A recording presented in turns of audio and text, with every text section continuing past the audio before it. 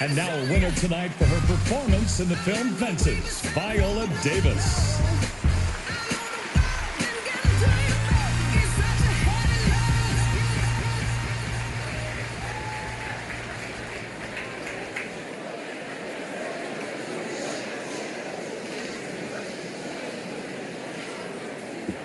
She stares. That's the first thing you notice about her. She tilts her head back with that sly, suspicious smile, and she stares for a long time. And you think, do I have something in my teeth? Or does she want to kick my ass? Which is not going to happen. And then she'll ask questions. What'd you do last night, Viola? Oh, I cooked an apple pie. Did you use pippin apples? Pippin apples? What the hell are pippin apples? I use Granny Smith apples. Oh. Did you make your own crust? No, I used store-bought crust. That's what I did. Then you didn't make an apple pie, Viola. Well, that's because I spent all my time making my collard greens. I make the best collard greens. I use smoked turkey, chicken broth, and my special barbecue sauce. Silence. I shut her down.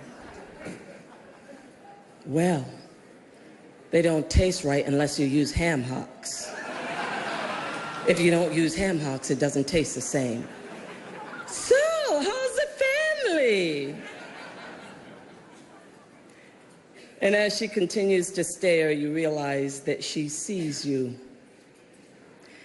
And like a high-powered scanning machine, she's recording you.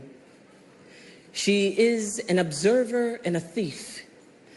She waits to share what she has stolen on that sacred place, which is the screen. She makes the most heroic characters vulnerable, the most known familiar, the most despised relatable. Dame Streep. Her artistry reminds us of the impact of what it means to be an artist, which is to make us feel less alone. I can only imagine where you go, Meryl, when you disappear into a character. I imagine that you're in them, patiently waiting, using yourself as a conduit, encouraging them, coaxing them to release all their mess, confess, expose, to live. You are a muse. Your impact encouraged me to stay in the line. Dame Streep, I see you. I see you. And you know, all those rainy days we spent on the set of Doubt, every day my husband would call me at night and say, "Did you tell her how much she means to you?" And I said, "No, I can't say anything, Julius. I'm just nervous. All I do is stare at her all the time." He said, well, you need to say something. You've been waiting all your life to work with this woman. Say something.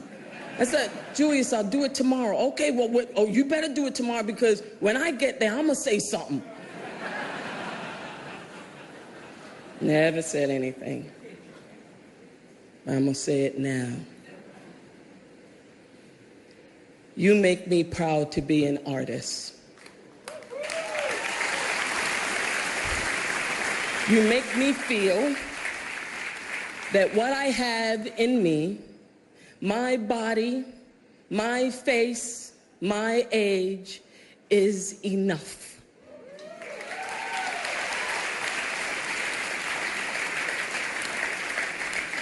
You encapsulate that great Emile Zola quote that if you ask me as an artist what I came into this world to do, I, an artist, would say I came to live out loud.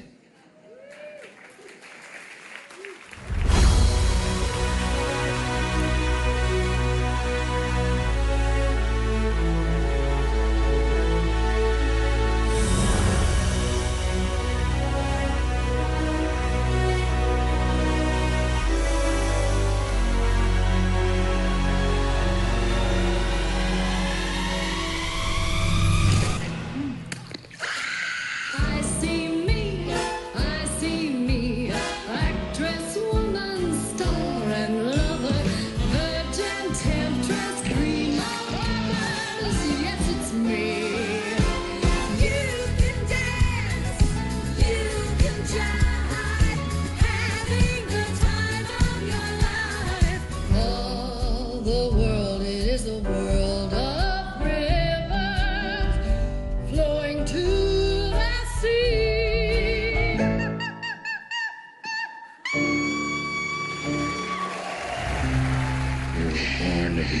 Oh, you think so?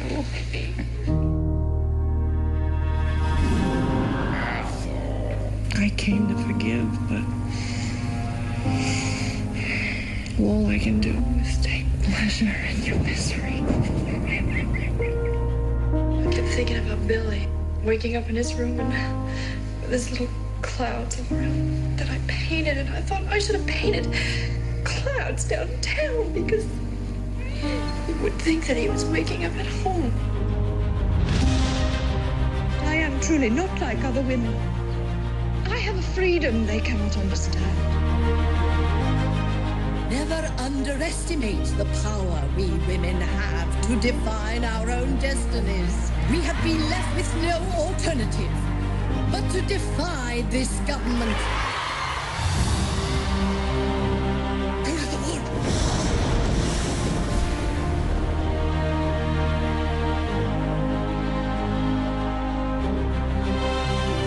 God's gift. We will win, barring a failure of nerve. Just imagine what they're going to write about me. The Dragon Lady. Learn not to compete with me, I always win! You inspire me.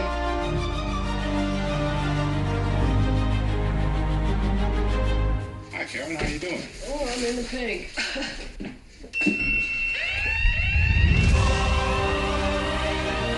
Trust me, Father Flynn. If that's what needs to be done, though the door should shut behind me, I will do what needs to be done.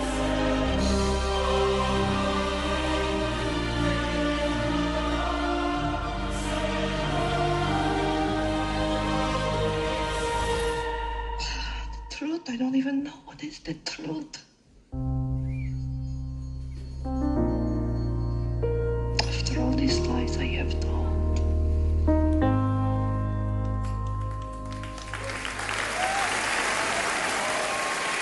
Ladies and gentlemen, Meryl Streep.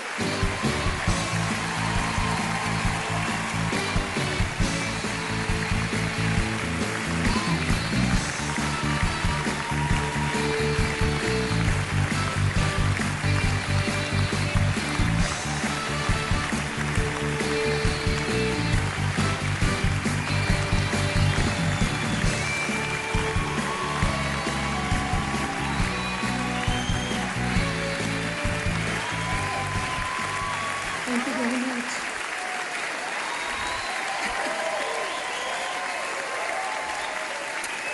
Thank you. Thank you very much. Thank you.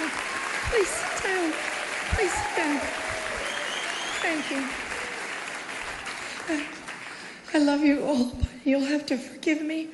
I've lost my voice in screaming and lamentation this weekend, and I have lost my mind sometime earlier this year, so I have to read.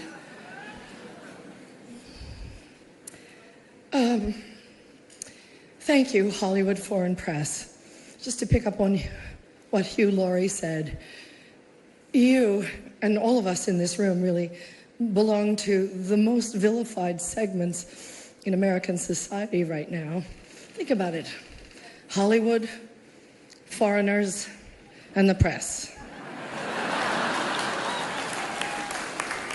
But who are we? And you know, what is Hollywood anyway? It's just a bunch of people from other places. I was born and raised and educated in the public schools of New Jersey. Viola was born in a sharecropper's cabin in South Carolina, came up in Central Falls, Rhode Island. Sarah Paulson was born in Florida, raised by a single mom in Brooklyn. Sarah Jessica Parker was one of 7 or 8 kids from Ohio. Amy Adams was born in Vicenza, Veneto, Italy. And Natalie Portman was born in Jerusalem. Where are their birth certificates?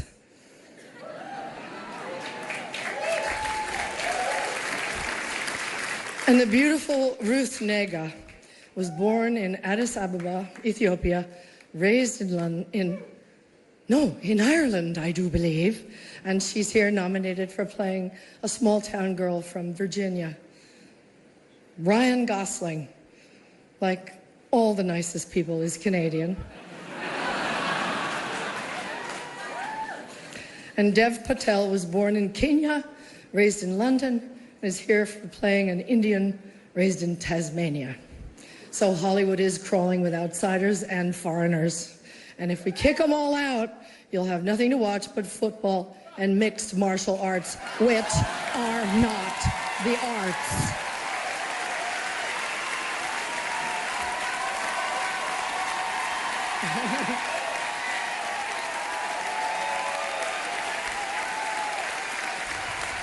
They gave me 3 seconds to say this, so. An actor's only job is to enter the lives of people who are different from us and let you feel what that feels like. And there were many, many, many powerful performances this year that did exactly that. Breathtaking, compassionate work. But there was one performance this year that stunned me. It sank its hooks in my heart. Not because it was good. There was nothing good about it. But it was effective and it did its job. It made its intended audience laugh and show their teeth. It was that moment when the person asking to sit in the most respected seat in our country imitated a disabled reporter, someone he outranked in privilege, power, and the capacity to fight back.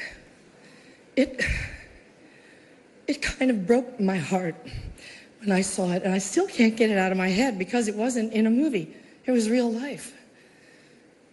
And this instinct to humiliate, when it's modeled by someone in the public platform, by someone powerful, it filters down into everybody's life because it kind of gives permission for other people to do the same thing. Disrespect invites disrespect. Violence incites violence. When the powerful use their position to bully others, we all lose. Okay, go up with that thing. Okay, this brings me to the press. We need the principled press to hold power to account, to call them on the carpet for every outrage.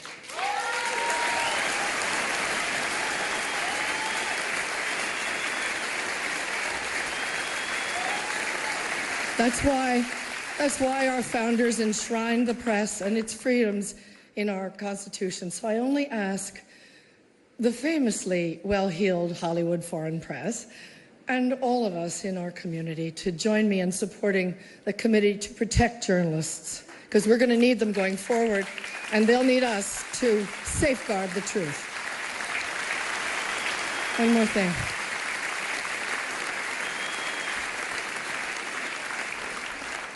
Once, when I was standing around on the set one day, whining about something, we were going to work through supper or the long hours or whatever, Tommy Lee Jones said to me, "Isn't it such a privilege, Meryl, just to be an actor?" Yeah, it is. And we have to remind each other of the privilege and the responsibility of the act of empathy. We should all be very proud of the work Hollywood honors here tonight.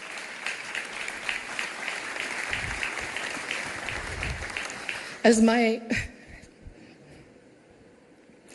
my friend, the dear departed Princess Leia, said to me once, "Take your broken heart, make it into art." Thank you for it.